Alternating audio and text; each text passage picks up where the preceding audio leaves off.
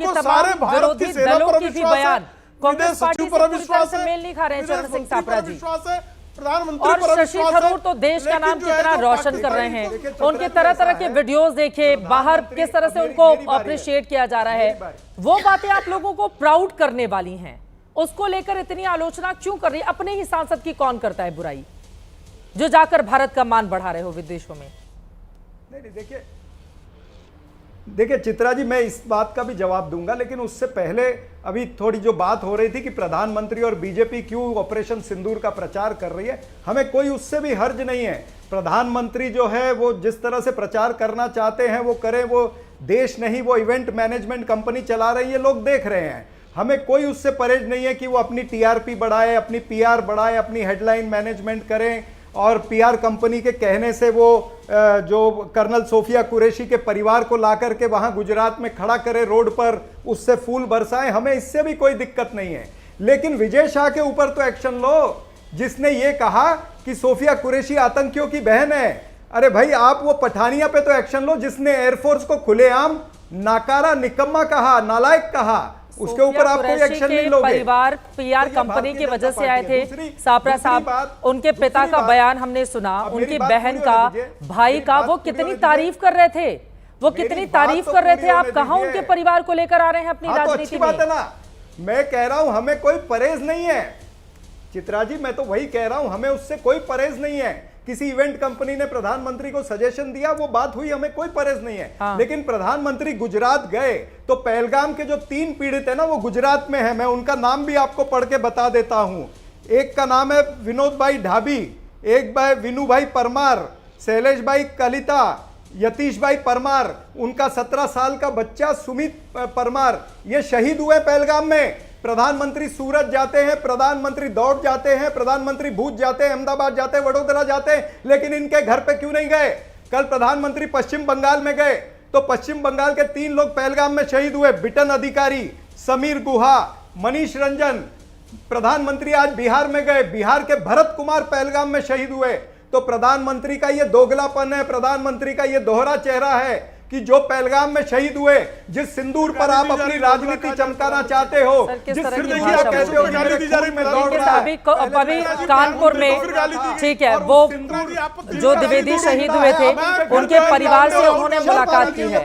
ये कैसी भाषा है? भाषा की मर्यादा आप लोग खोएंगे सर, डिबेट कैसे आगे बढ़ेगी? इतने गंभीर विषय पर किस तरह की भाषा लेकर आते हैं हम?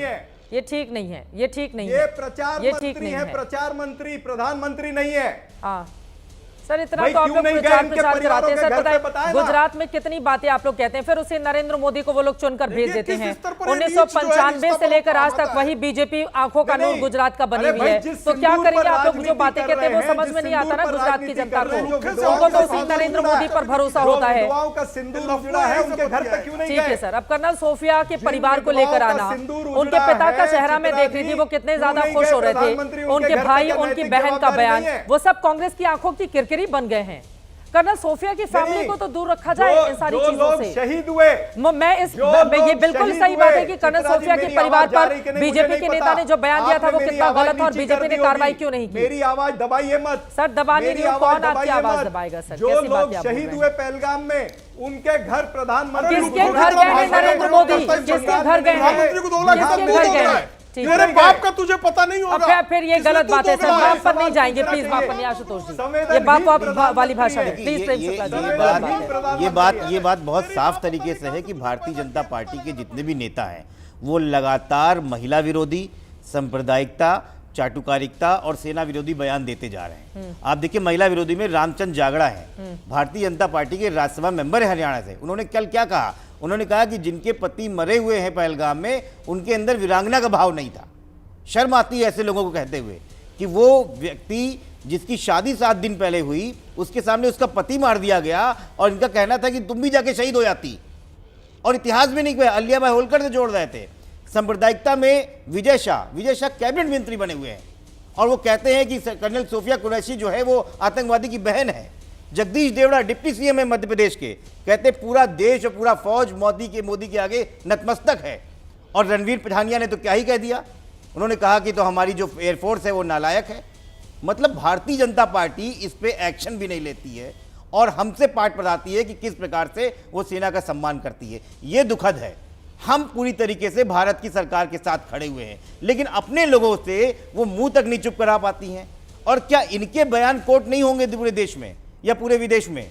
मुझे लगता है कि भारतीय जनता पार्टी को इस पे सोचना चाहिए कि ये लोग ना केवल देश की सम्मान गिरा रहे हैं, बल्कि उनकी पार्टी और देश का हर जगह नाक कटवा रहे हैं। राजीव तुली जी, क्यों नहीं बाहर कर देती है ऐसे नेताओं को भारतीय जनता पार्टी? क्यों मजबूरी बन गए हैं?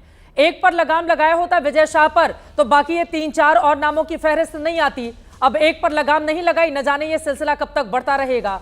ये तो सच बात है ना, जिस तरह के बयानों का सामना करना पड़ा है देश को बीजेपी के नेताओं की ओर से, जो अहम पदों पर बैठे हुए हैं, उनके खिलाफ क्यों एक्शन नहीं लिया जा रहा है?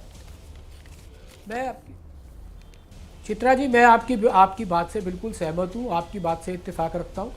और भाजपा को या सभी राजनीतिक दलों को अपने यहाँ पर out of the turn, out of the way जाकर के बोलने वाले ऐसे नेताओं पर एक्शन लेकर के एग्जाम्पल खड़ा करना ही चाहिए। बिल्कुल। और मेरा भाजपा और बाकी सब पार्टियों के भी नेतृत्वों से पर ऐसा विश्वास है कि समय आने पर, या समय तो अभी है ही है, मतलब थोड़ा सा ये लेट द डस्ट सेटल वाली जो बात कहते हैं, उसमें इस पर एक्शन होगा और होना ही चाहिए।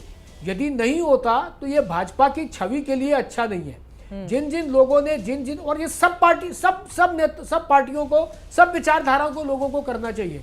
जो ये सवाल उठा रहे हैं कि कितने राफेल गिरे, इसकी संख्या बताइए। जो जिन्होंने पहले राफेल की परचेज पर प्रश्न चिन्ह किया, जो इस संकट के समय में देश के प्रधानमंत्री पर प्रश्न चिन्ह लगा रहे हैं, उनको जो है वो उनको दोगला या ऐसे शब्दों का प्रयोग कर रहे हैं, भाषा की मर्यादा का बिल्कुल ध्यान रखे बिना, इन सब पर एक्शन होना चाहिए। और क्योंकि भाजपा सत्ता में है, देश की सबसे बड़ी पार्टी है, इससे शुरुआत जो है वो भाजपा को करनी चाहिए। और भाजपा वैसे भी चाल चरित्र चेहरे की पार्टी है। भाजपा ये शुरुआत करती है तो बाकी सब दलों का उसका अनुसरण करना चाहिए। किसी का मुख्यमंत्री जाए, किसी का उप मुख्यमंत्री जाए, या फिर किसी का स्पोक्स पर्सन या पार्टी प्रवक्ता जाए, ये काम एक बार उदाहरण खड़ा करना ही चाहिए, ताकि आगे के लिए, भविष्य के लिए भी जुबान लगाम में रहती। परंतु